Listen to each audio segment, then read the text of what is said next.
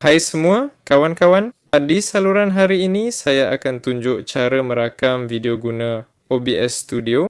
Setelah muat turun program, Anda akan lihat sumber kosong di sini. Jadi kita perlu tambah sumber bunyi. Jika Anda perlu tangkap audio desktop dan sumber video, image. Tekan tambah dan pilih sumber image. Boleh pilih paparan atau program tertentu untuk ditangkap. Saya pilih paparan. Kemudian, pilih paparan mana yang akan dipaparkan, sama ada yang pertama atau kedua.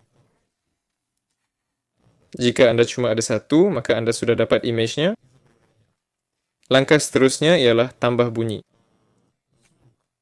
Audio desktop ditambah menggunakan audio output capture. Klik OK. Pilih pembesar suara Anda dan klik OK. Sekarang audio desktop juga akan direkam. Seterusnya, pastikan mikrofon Anda merakam audio. Klik pada 3 titik Properties dan pilih mikrofon Anda di sini. Lepas itu, pergi ke tetapan dan pilih keutamaan tinggi proses. Tetapkan resolusi video.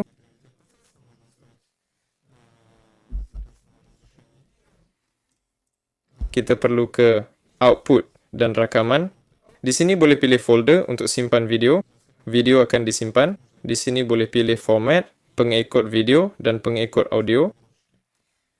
Selepas itu, klik butang rakam dan Anda boleh mula merakam kandungan. Sekian dari saya. Selamat tinggal semua.